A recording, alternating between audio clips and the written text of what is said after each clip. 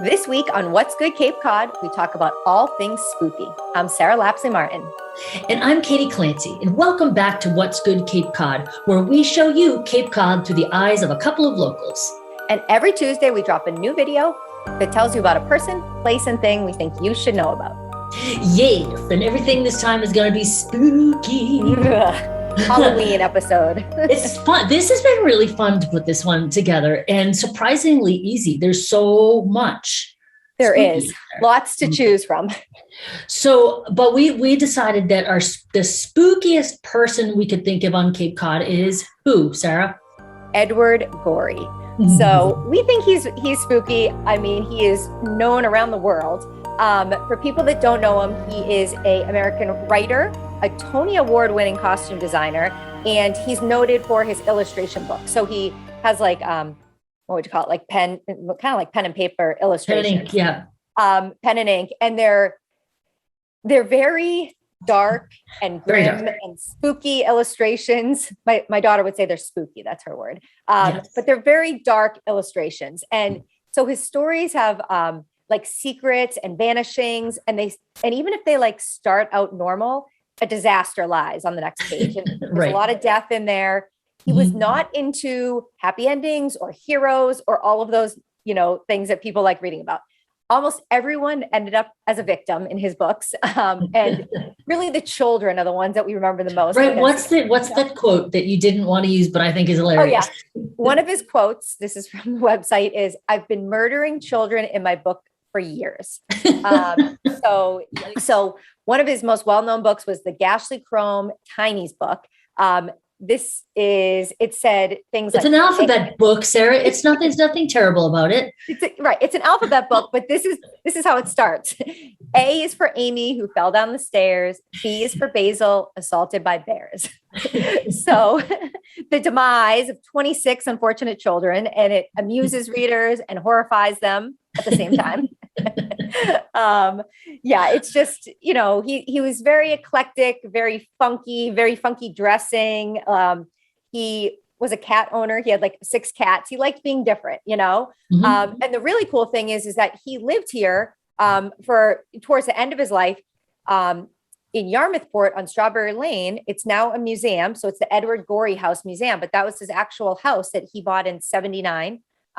He lived there till he passed away in 2000. But it's a really cool thing that we have this on Cape Cod, very spooky thing. And another thing I learned about him that I didn't know was that he was an animal welfare advocate. So whether it was large or small animals all over the world, and now they have a charitable trust set up. There's different organizations that receive this funding. A few of them that are well known that we would all know is Tufts, the Animal Rescue League, IFA, Wild Care, MSPCA, and the National Marine Life Center. Yeah. So it's so great that they're giving back too. Yeah. In the house it's a museum, as you said, and they do tours. They have changing exhibits, and obviously it's a very popular place to go this time of year, kind of a fun thing to do, come walk, Yarmouthport, go down to the museum, go check out a couple of other local businesses. It's be truly amazing in there. Like how all of his work, when you walk through, you're like, wow, look at all of this. Yeah, he was. In fact, when we were doing this research and we're, going on the website, like he just keeps scrolling and scrolling and scrolling and scrolling. He just did not stop. It was really kind of cool. Yeah. So spooky person for the season. All right. So our place this week is many places. Yes. It is haunted houses and haunted tours that you can take on the Cape right now. And I think I get a ton of credit for taking this one on because frankly, I hate to be scared. It really makes me very uncomfortable, but I am going to take one for the team and tell you all about it right now. Let's hear it. All right. So there are actually a bunch of actually haunted houses on Cape Cod, for real, haunted restaurants, all sorts of them. But I'm going to tell you about a couple of them in particular, and some tours you can go on to see all of them. And there's also a book on the haunted houses of Cape Cod. So the two biggies that I want to talk about is the Barnstable House, which is on 6A in Barnstable. And it was built in Situate, and then it was moved to Barnstable. And it's actually right above a freshwater spring. I don't know why you build a house on a spring, but those were at different times. Back then, yeah. 1700s. Well, like the zoning wouldn't do that now. Zoning, no. So there have been reports over the years of 11 distinct spirits inside there. And most famous is a little girl called Lucy. This is creeping me out. I can't even, okay. So the story is that while she was chasing a ball that had rolled down to the basement, as a 10-year-old, she fell into the spring. Why you have a spring in your basement? Why would you have a place where you could drown in your basement? But I digress. Anyway, and she drowned down there. So it's so famous, the hauntings at this particular house, that was even featured on an episode of Ghost Hunters in 2015. And I have talked to a friend of mine who was house sitting. It had to be like the house next door or nearby or whatever.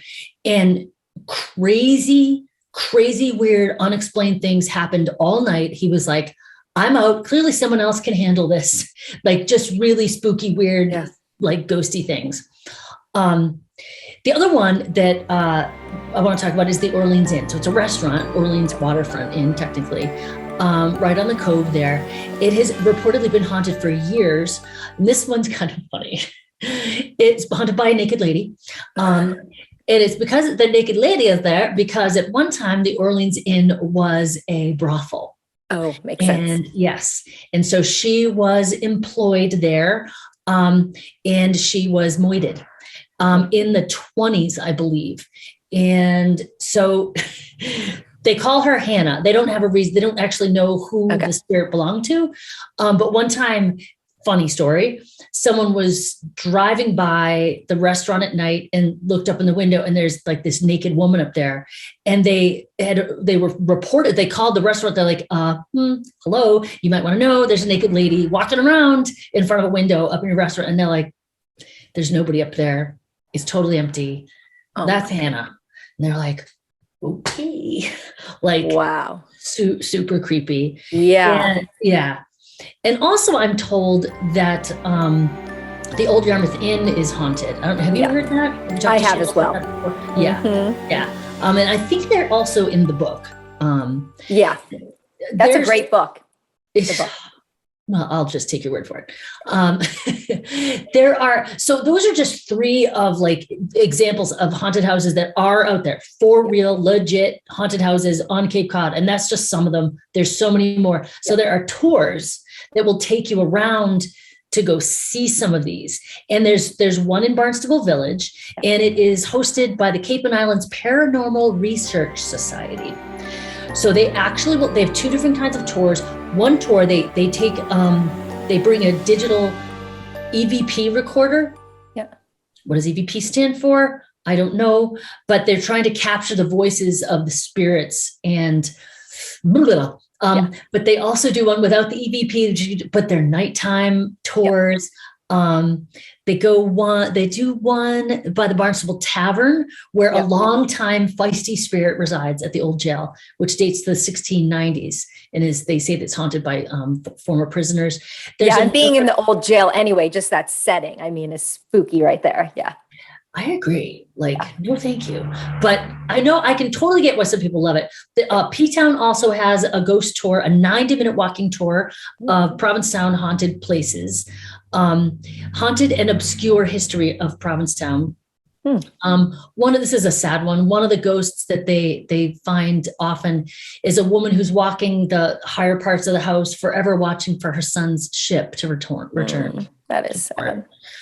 So that's Provincetown. And there's the third one I want to tell you about is in Plymouth, the Dead of Night Ghost Tours. This is also a 90-minute lantern lit walk. No, thank you. Some of the oldest streets of America, which is true. Local legends and folklore. Also, the Plymouth colony was settled by the British. So there's a lot of, old dead people there. And so you can go do that. One more. In Falmouth, there's at the old burying ground in Falmouth, you can go down there. And all of these, we'll send you a link. Actually, the Cape Cod Times did an article about all of these tours. So we will give you a link to that article so you can go get freaked out just like I am right now. Let us know if you go. Put some of your reviews in the comments. Tell me all about it because I'm not going. So we got our spooky person. We got our really spooky places. let's talk about the most spooky Halloween thing ever. What do we do? Trick-or-treating. Yay! So trick-or-treating, like, the world's a little different right now. We're still dealing with this COVID situation. So I know last year we went trick-or-treating in our neighborhood and we were the only ones that went. It was a little different because people didn't really open their doors. They might have had the jar out front, or some people had tables set up and like little bags. So it was different, but people still wanted to do things. And I think it's great that, this year, now we're starting to see the trunk or treats coming back and things like that. So here's a few that we can tell you about. So one that sounds cool is on Friday, the 29th, drive-through trick-or-treating. And that's at the Harwich Community Center at 5:30. Nice. Have to even get out of your car, a little drive-through action. I think that's cool.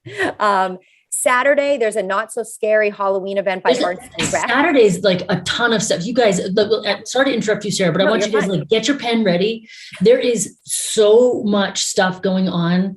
If you're worried about, there's nobody's gonna have candy out, that might be true. There are so many cool places that you can. Also, let's get your money's worth out of that costume that you either made or bought. Like, you can march this thing out. Or my Halloween pumpkin dress that I said I can only wear it one time. You are the best with the costumes. I gotta tell you, Sarah, I have. So not so scary Halloween event at Barnstable Rec. That's on Saturday, 11 to 1:30. So that's like during the day. Another during the day on Saturday is Halloween at Batwood. That's at the Atwood Museum in Chatham. That's 9 to 12. A Halloween dog costume, which is at Johnny Kelly Park in Dennis. That's Saturday at 2 p.m. A trunk or treat Brewster Baptist Church on 6A in Brewster, and that's Saturday 1 to 3.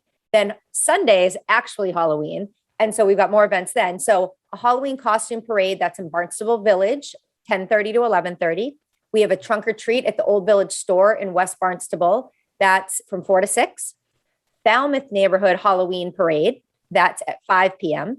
And where I'll be going will be safe trick or treating on Hyannis Main Street. They actually closed the road down. That will be 4 to 6. So that's a lot, but that's not everything. So please put in the comments. Let us know where you're going to be trick-or-treating, what trunk or treats are going on. There's so many fun things this year. Yeah. There's something actually I just went to with the pumpkin people in the park. So not really trick-or-treating, but it gets you in the spirit. So in Chatham, in the park there, they have their pumpkin people. And, the one that Liv actually really liked was Chatham Works. They had it set up like they're a fitness center. So the first one was like doing a squat with the pumpkin or doing a push up on the pumpkin. And it was hilarious. And it was like a little circuit. So you could do them all.